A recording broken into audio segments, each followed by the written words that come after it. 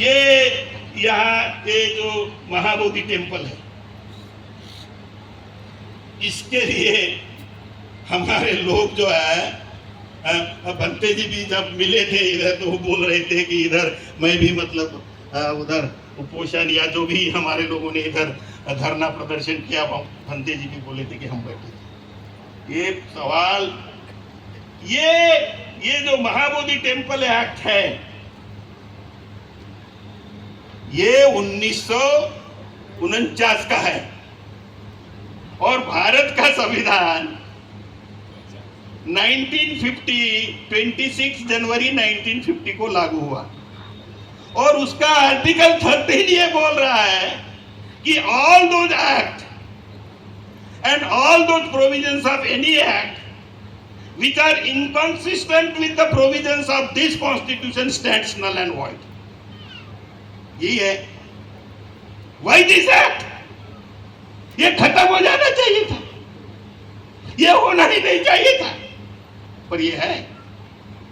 वो मोदी कहीं कानून रिसिंड कर रहा है, इस राज्य में भी कहीं कानून रिसिंड होने चाहिए थे और ये कानून रिसिंड हो जाना चाहिए था, लेकिन ये नहीं किया गया। क्या उनको ये संविधान समझ में नहीं आता?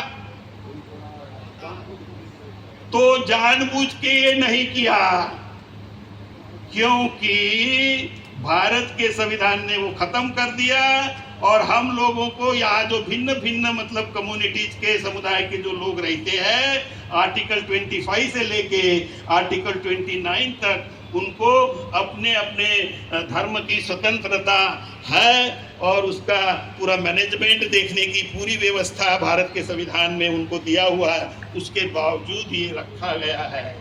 इसका मतलब ये पावर स्ट्रगल है, ये पावर स्ट्रगल है, वो कंट्रोल करना चाहते हैं। अब इस पावर स्ट्रगल को हम पोषण में बैठ के नहीं हल कर सकते, लड़ना होगा उनको politically, will have to fight. कल मुझे एक भंते जी मिले, भंते राहुल, उनसे मैंने इनफॉर्मल चर्चा में उनको कहा कि ये जो इधर के इर्द गिर्द के जिले हैं ना, इधर के इर्द गिर्द के जिले हैं, तुम सब भंते लोग जो है इधर जाके लोगों को बुद्धिस्ट बनाओ। जैसे ही आप इर्द गिर्द लोगों को बुद्धिस्ट बनाना शुरू कर देंगे, क्योंकि डेमोक्रेसी में ये जो पॉलिटिशियंस है अगर किसको डरते हैं तो जनता को डरते हैं, क्योंकि दे में थ्रो दी, जनता जो है उनको आउट ऑफ पावर। जैसे ही ये काम जितना ज्यादा प्रमाण में हम कर लेंगे ये समस्या हल हो जाएगी, लेकिन ये काम तो कोई कर नहीं रहा। अब ये क्यों नहीं कर रहे, उनकी क्या समस्या है, मैं उनसे डिस्कस किया। मैं यहाँ आप लोगों के साथ डिस्कस नहीं करना चाहता। ये 2-3 मुद्दे मुझे आप लोगों को बताना था। मेरे पास बताने के लिए ढेर सारी चीजें हैं, लेकिन मैं अपने दूसरे साथियों का समय नहीं लेना चाहता। मैं सिर्फ जाते जाते जो एक बाबा साहब का जो कोट है, एक तो ये कॉन्स्टिट्यूट, ये थोड़ा सा बताने का रह गया। ये कॉन्स्टिट्यूशन ऑफ इंडिया में पहला ही सेंटेंस अगर पढ़ते तो we the people of India having solemnly resolved to constitute India, मतलब बाबा साहब भारत के संविधान में नया भारत बनाना चाहते थे। जो है वो नहीं है भारत। आज जो है वो भारत नहीं है। बाबा साहब इस संविधान के माध्यम से एक नया भारत बनाना चाहते हैं जिसमें समता, स्वतंत्रता, बंधुता और न्याय। वो कॉन्स्टिट्यूट नहीं हुआ, उसके लिए हम भी जिम्मेवार है कि हम जो काम कर रहे हैं, क्योंकि पावर स्ट्रक्चर में जाए बिना ये चीजें नहीं होती।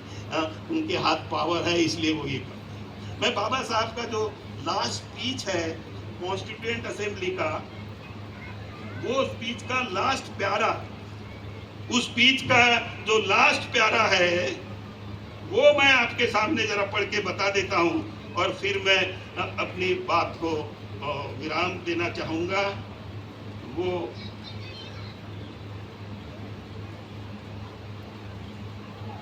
वो अंग्रेजी में ही लिखते थे, मैंने उसका हिंदी में भी ट्रांसलेशन किया। बट बाबा साहब की बात को अंग्रेजी में ही बताना और समझाना, क्योंकि ओरिजिनल भी है और आप समझेंगे।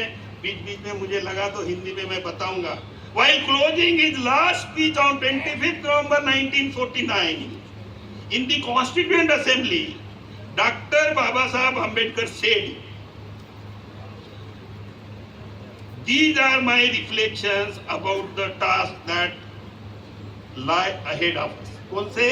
तो डॉक्टर साहब ने बोला ना, जो संविधान में अगर चलाने वाले लोग वगैरह वगैरह है ना, वही भाषण है वो जो ऊपर जो बातें बाबा साहब ने कही, तो वो बोल रहे, these are my reflections about the task that lie ahead of us, they may not be very pleasant to some, कुछ लोगों को अच्छा नहीं लगेगा, आई डोंट केयर। वो इतने लोग बैठे थे in the house of 292, I was alone बोल रहे थे ना बाबा साहब, तो वो 291 थे, but he did not care for them. और वो ये बोल रहे हैं, they may not be very pleasant to some, मतलब आप लोगों को अच्छा नहीं लगेगा, but there can be no gain saying that political power in this country has too long been a monopoly of a few.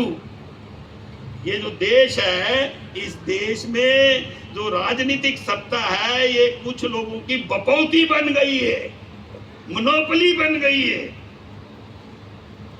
And many are not only beast of the burden, beast of the burden मतलब हम भार हैं, and many are not only the beast of the burden, ये बाकी जो लोग हैं इस धरती पे भार है, भारत के धरती पर, ऐसा वो सोचते हैं।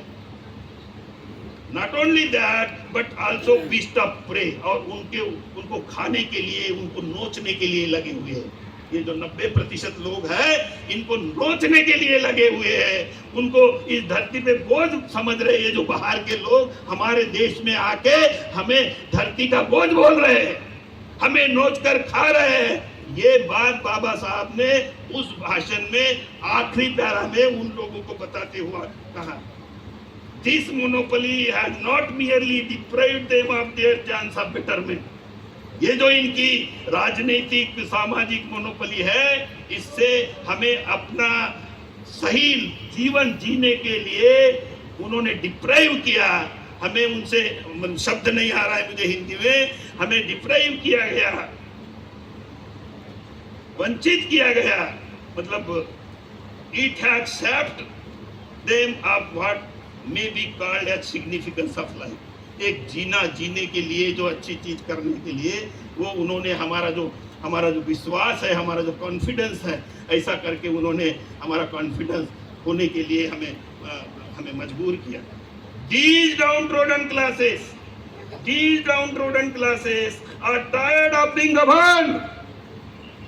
हम जो लोग हैं थक गए, हम लोग थक गए, वो हमारे ऊपर राज कर रहे हैं, हमें मार रहे हैं, हमारे धरती का बोझ बोल रहे हैं, हम थक गए हैं, बोल रहे बाबा साहब। These downtrodden classes are tired of being governed. They are impatient to govern themselves. वो अभी ललायत है, वो खुद राज करना चाहते हैं। ये जो 90% समाज है, वो खुद राज करना चाहते हैं। They are impatient to govern themselves. This urge of self-realization in the downtrodden classes must not be allowed to resolve into a class struggle or class war. ये जो हमारे लोगों में ललायत जो हुए हैं इस देश की सत्ता अपने हाथ में लेने के लिए, तो उसको क्लास वार में बदलने मत दो। किसको बता रहे हैं? उन लोगों को बाबा साहब बता रहे हैं। उन लोगों को ये बोल रहे हैं कि ये जो समाज है खुद सत्ता में आना चाहता है, और आप ख्याल रखो कि इसको क्लास वार में बदलने नहीं दो। अगर ये क्लास वार में बदल जाता है तो क्या होगा? वो अगला सेंटेंस है,